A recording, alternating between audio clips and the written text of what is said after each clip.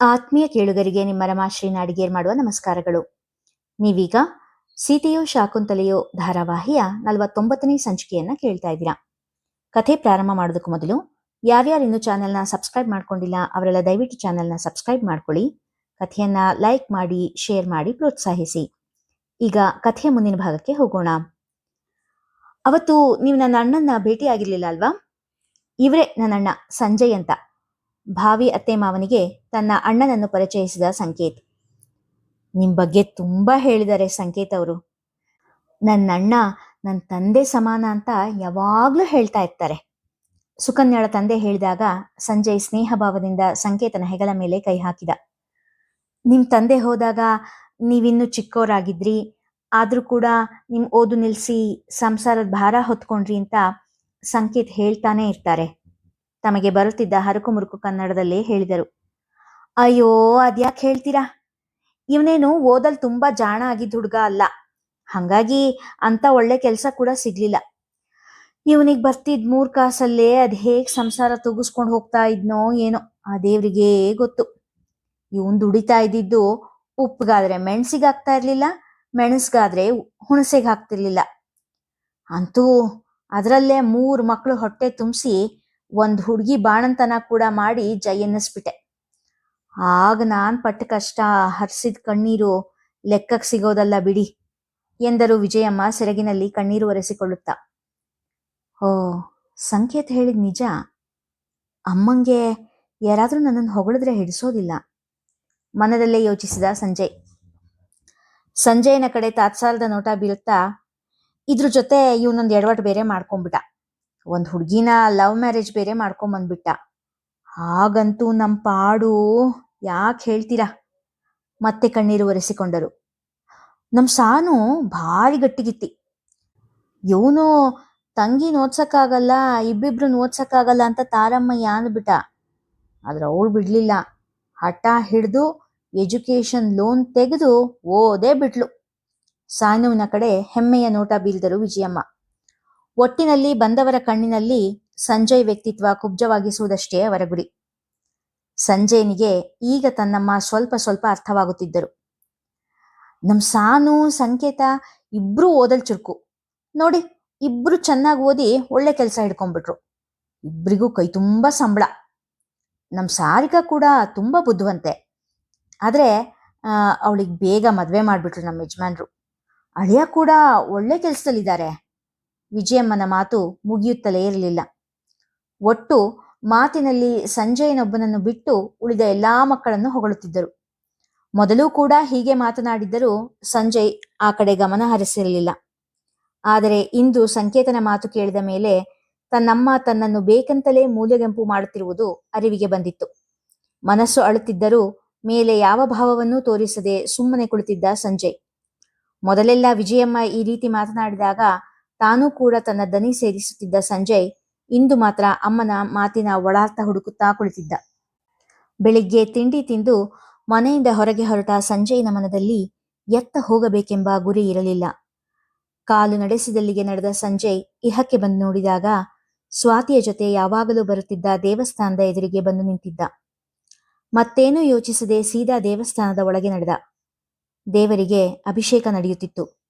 ಮನಸ್ಸಿನ ಎಲ್ಲ ಚಿಂತೆ ಗಂಟು ಕಟ್ಟಿಟ್ಟು ಒಂದೇ ಮನಸ್ಸಿನಿಂದ ಶ್ರದ್ಧೆಯಿಂದ ಅಭಿಷೇಕ ನೋಡುತ್ತಾ ಕುಳಿತ. ಮಹಾಭಿಷೇಕ ಆಗಿದ್ದರಿಂದ ಸುಮಾರು 1-1.5 ಗಂಟೆ ಕಾಲ ನಡೆದಿತ್ತು. ಅನಂತರ ಅಲಂಕಾರ, ನೈವೇದ್ಯ ಎಲ್ಲಾ ಮುಗಿಯುವವರೆಗೂ ದೇವರ ಮುಂದೆಯೇ ಕುಳಿತಿದ್ದ ಸಂಜಯನ ಮನಸ್ಸಿಗೆ ಅದೇನೋ ನೆಮ್ಮದಿ ದೊರಕಿತ್ತು. ದೇವಸ್ಥಾನದಲ್ಲೇ ಪುಳಿಯೋಗರೆ, ಮೊಸರನ್ನದ ಪ್ರಸಾದ ವಿತರಣೆ ಆಗಿತ್ತು. ಆ ಹೊತ್ತಿನ ಹೊಟ್ಟೆಯ ಚಿಂತೆಯೂ ಕಳೆದಿತ್ತು. ಈಗ ಸಂಜಯನಿಗೆ ತನ್ನ ಜೀವನದ ಬಗ್ಗೆ ಯೋಚಿಸಲು ಬೇಕಾದಷ್ಟು ಸಮಯ ದೊರಕಿತ್ತು. ಮೊದಲಿನಿಂದ ತನ್ನ ಜೀವನದ ಬಗ್ಗೆ ಯೋಚಿಸುತ್ತಾ ಬಂದವನಿಗೆ ತಾನು ಹೆಚ್ಚಿನ ಮಹತ್ವಾಕಾಂಕ್ಷೆ ಇಟ್ಟುಕೊಳ್ಳದೆ ಸಣ್ಣ ಪುಟ್ಟದ್ದರಲ್ಲೇ ತೃಪ್ತಿ ಪಡುತ್ತಾ ಬಂದಿದ್ದು ಗೋಚರಿಸಿತ್ತು. ಇನ್ನಾದರೂ ಬಾಳಿನಲ್ಲಿ ಒಂದು ದೊಡ್ಡ ಗುರಿ ಇಟ್ಟುಕೊಂಡು ಅದನ್ನು ಸಾಧಿಸುವ ಪ್ರಯತ್ನ ಮಾಡಬೇಕು ಎಂದು ನಿಶ್ಚಯಿಸಿದ ಸಂಜಯ್.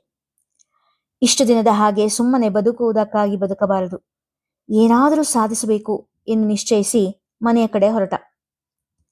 ಎಲ್ಲಿ ಹೋಗಿದ್ಯೋ ಸಂಜು? ಬೆಳಿಗ್ಗೆ ತಿಂಡಿ ತಿಂದು ಮನೆ ಬಿಟ್ಟೋನು, ಈಗ ಬರ್ತಾ ಇದೀಯಾ? ಕೆಲ್ಸಿಲ್ಲ ಕಾರಿಲ್ಲ, ಮತ್ತೆಲ್ಲಿ ಹೋಗಿದ್ದೆ? ಅಷ್ಟೊತ್ತಿಂದ ನಿನ್ನೆ ಕಾಯ್ತಾ ಇದ್ದೆ ಎಂದರು ವಿಜಯಮ್ಮ. ಮಾತಿನಲ್ಲಿ ಎಷ್ಟೇ ನಿಷ್ಠುರ ಮಾಡಿದರೂ ಅಮ್ಮನಿಗೆ ತನ್ನನ್ನು ಕಂಡರೆ ಹೆಚ್ಚೇ ಪ್ರೀತಿ. ಬೆಳಿಗ್ಗೆಯಿಂದ ನಾನು ಹಸಿದುಕೊಂಡಿದ್ದೀನಿ ಅಂತ ಎಷ್ಟು ಯೋಚನೆ ಮಾಡ್ತಾ ಇದ್ರೋ ಏನೋ ಎಂದುಕೊಂಡ ಸಂಜಯ್, ಇಲ್ಲೇ ಸ್ವಲ್ಪ ಹೊರಗಡೆ ಹೋಗಿದ್ದೆ ಎಂದ.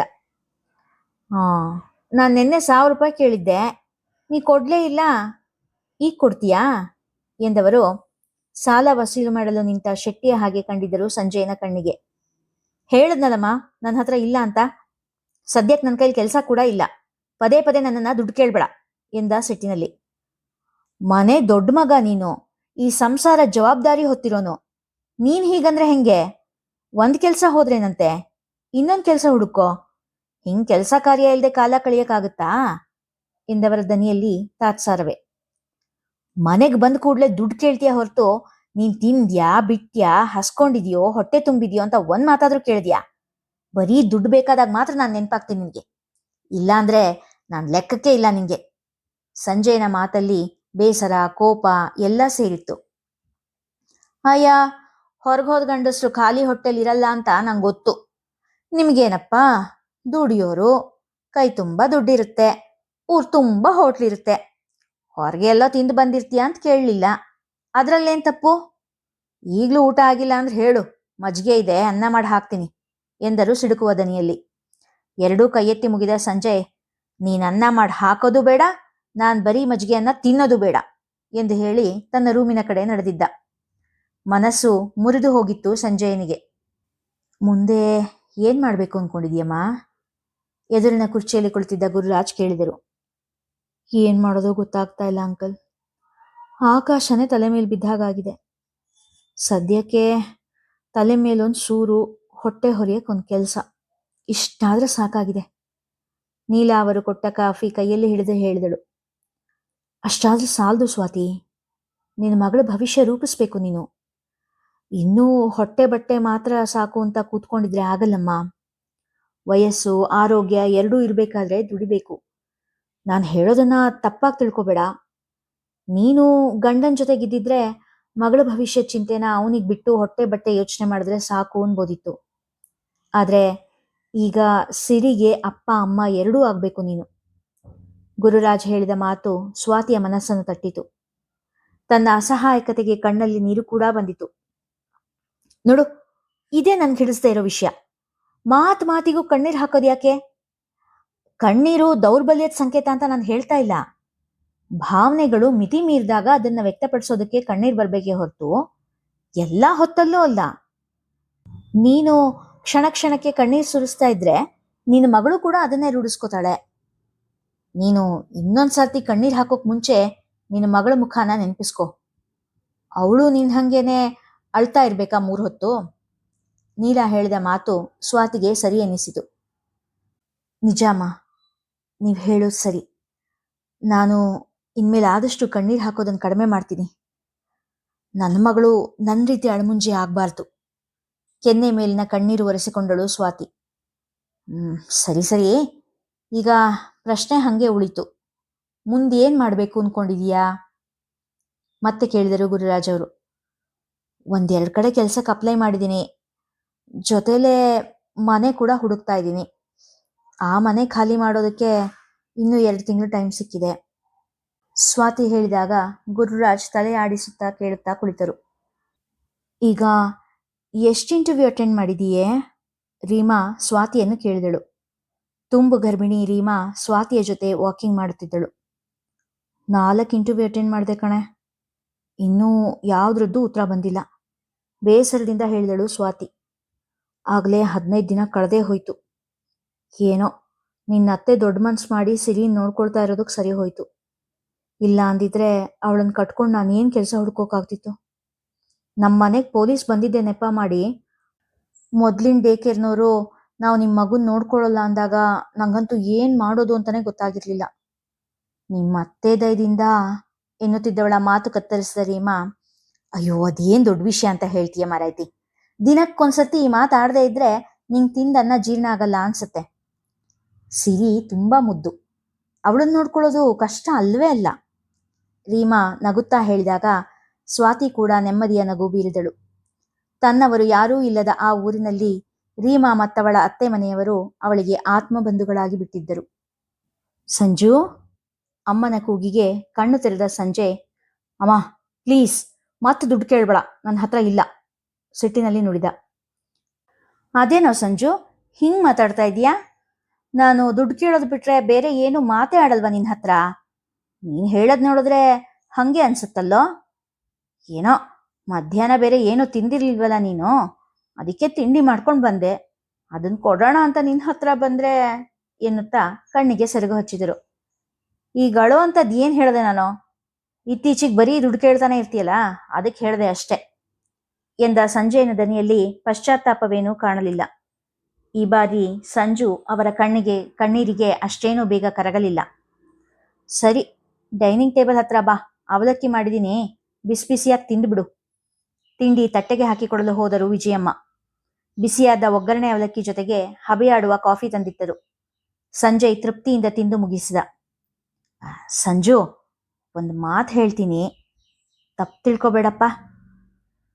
ಮಾ, ಅದೇನು ಹೇಳಬೇಕು ಅಂತಿದೆಯೋ ಸುಮ್ಮನೆ ಹೇಳ್ಬಿಡು, ಬರೀ ಪೀಠಿಗೆ ಹಾಕ್ಕೊಂಡು ಕೂರ್ಬೇಡ. ಸಂಜಯನಿಗೆ ಇನ್ನೂ ತಾಯಿಯ ಮೇಲೆ ಬೇಸರ ತೀರಿಲ್ಲ.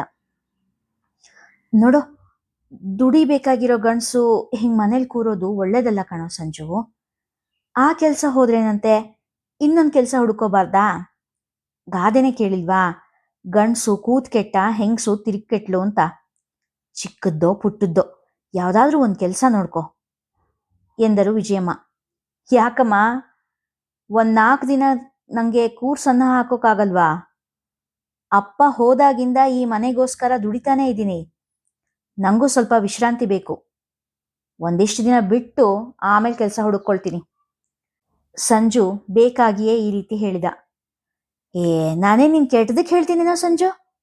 ಹೋಗ್ಲಿ, ನಾ ಒಂದು ಮಾತು ಹೇಳ್ತೀನಿ, ಕೇಳ್ತೀಯಾ? ಮತ್ತೆ ತಮ್ಮ ವರಸೆ ತೆಗೆದರು ವಿಜಯಮ್ಮ. ಏನು ಎಂಬಂತೆ ನೋಡಿದ ಸಂಜು. ನೀನು ಇನ್ನೊಂದು ಮದುವೆ ಆಗ್ಬಿಡು, ತಟ್ಟನೆ ಹೇಳಿದರು ವಿಜಯಮ್ಮ. ಸಂಜು ತುಟಿ ಕೊಂಕಿಸಿ ವ್ಯಂಗ್ಯದ ನಗೆ ನಗುತ್ತಾ, ಈಗಾಗಲೇ ಮದುವೆ ಆಗಿ 2 ಮಕ್ಕಳಿದ್ದು ಹೆಂಡತಿ ಬಿಟ್ಟಿರೋ, ದುಡಿಮೆ ಕೂಡ ಇಲ್ದಿರೋ ನಿನ್ನ ಮಗನಿಗೆ ಯಾರು ಹೆಣ್ಣು ಕೊಡ್ತಾರಮ್ಮ ಎಂದು ಕೇಳಿದ. ನೀನ್ ಹೂ ಅನ್ನು ಸಾಕು, ಕುಬೇರ್ನಂತ ಮಾವ ಅಪ್ಸರೆ ಅಂತ ಹೆಣ್ಣು ಕೊಡೋದಕ್ಕೆ ರೆಡಿ ಇದ್ದಾರೆ, ಸಡಗರದಿಂದ ಹೇಳಿದರು ವಿಜಯಮ್ಮ. ಓಹೋ, ಅದ್ಯಾರಪ್ಪ ಅದು ಅಷ್ಟು ತಲೆ ಕೆಟ್ಟಿರೋರು? ವ್ಯಂಗ್ಯವಾಗಿಯೇ ಕೇಳಿದ. ಅದ್ಯಾಕೆ ಹಾಗೆ ಹೇಳ್ತೀಯಾ? ನೀನ್ ಹೂ ಅನ್ನು, ಮುಂದಿನ ವ್ಯವಸ್ಥೆ ಎಲ್ಲ ನಾನು ಮಾಡ್ತೀನಿ. ವಿಜಯಮ್ಮನ ದನಿಯಲ್ಲಿ ಆಗಲೇ ಸಂಭ್ರಮ. ಸಂಜು ಏನೂ ಉತ್ತರ ಹೇಳದೆ ಅಲ್ಲಿಂದ ಎದ್ದು ಹೋದ. ಸಂಜು ಮದುವೆಗೆ ಒಪ್ಪಿದ್ದಾನೆ ಎಂಬ ವಿಷಯವನ್ನು ಸಾರಿಕಾಳಿಗೆ ಹೇಳಲು ವಿಜಯಮ್ಮ ಫೋನ್ ತೆಗೆದುಕೊಂಡರು. ಇಲ್ಲಿಗೆ ಇಂದಿನ ಸಂಚಿಕೆ ಮುಗಿಯಿತು. ಮುಂದಿನ ಕಥೆ ಮುಂದಿನ ಸಂಚಿಕೆಯಲ್ಲಿ. ಕಥೆ ಇಷ್ಟವಾಗಿದ್ರೆ ಹೆಚ್ಚು ಜನರಿಗೆ ಶೇರ್ ಮಾಡಿ, ಕಥೆಯನ್ನ ಲೈಕ್ ಮಾಡಿ, ಹಾಗೆ ಕಾಮೆಂಟ್ ಸೆಕ್ಷನ್ ಅಲ್ಲಿ ನಿಮ್ಮ ಅಭಿಪ್ರಾಯ ತಿಳಿಸಿ ಪ್ರೋತ್ಸಾಹಿಸಿ. ಧನ್ಯವಾದಗಳು.